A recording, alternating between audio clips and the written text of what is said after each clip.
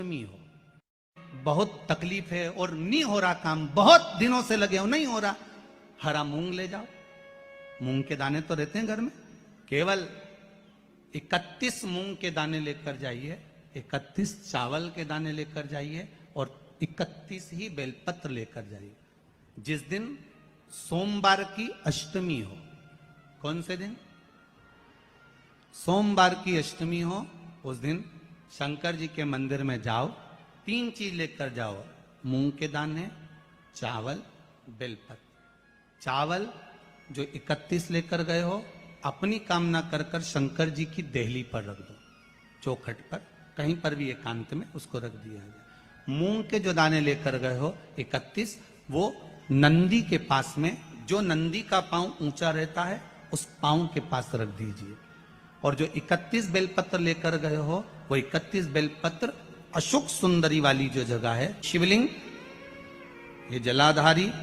जहां से पानी बहता है, उसके बीच में एक मोटी सी लाइन होती है, जो शंकर भगवान की छोटी लड़की अशोक सुंदरी का स्थान है। शिव जी के 13 बच्चे हैं, 13 बच्चे में सबसे छोटी लड़की अशोक सुंदरी यहीं पर विराजमान होती है, जहां से पानी नीचे गिरता है। प्रत्येक शिवलिंग के सामने एक मोटी सी लाइन होगी, उस मोटी सी जो लाइन है अशोक सुंदरी, वहां पर जो 31 बेलपत्र लेकर गए हो, अपनी कामना कर कर पीला चंदन, लाल चंदन लगाकर उस पर समर्पित करते जाओ। उसकी डंडी जहां से पानी बहता है उस ओर होना चाहिए। आप निवेदन कर कर देखो, एक सोमवार की अष्टमी पर कर कर देखना, दूसरी सोमवार की अष्टमी आएगी, अपने आप आपका काम हो गया होगा। बाबा से निवेदन तो करो, क्यों भटक रहे?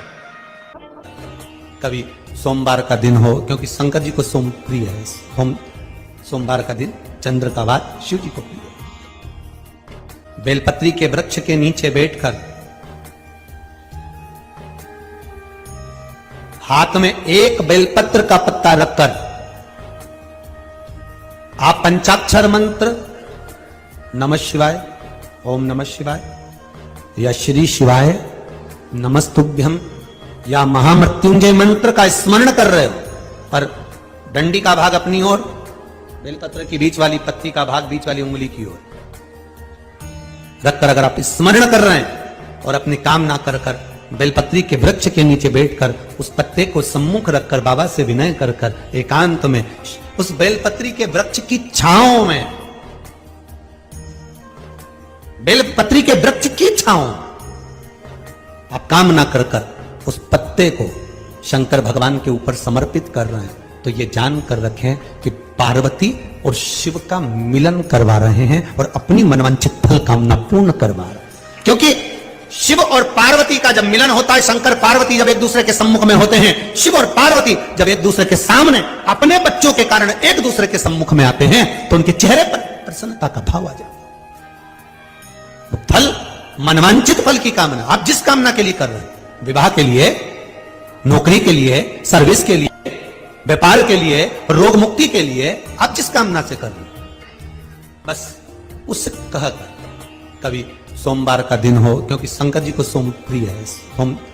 सोमवार का दिन चंद्र का वार शिव जी को प्रिय है। जो व्यक्ति बहुत ज्यादा गरीब हो, बहुत कंगाल हो,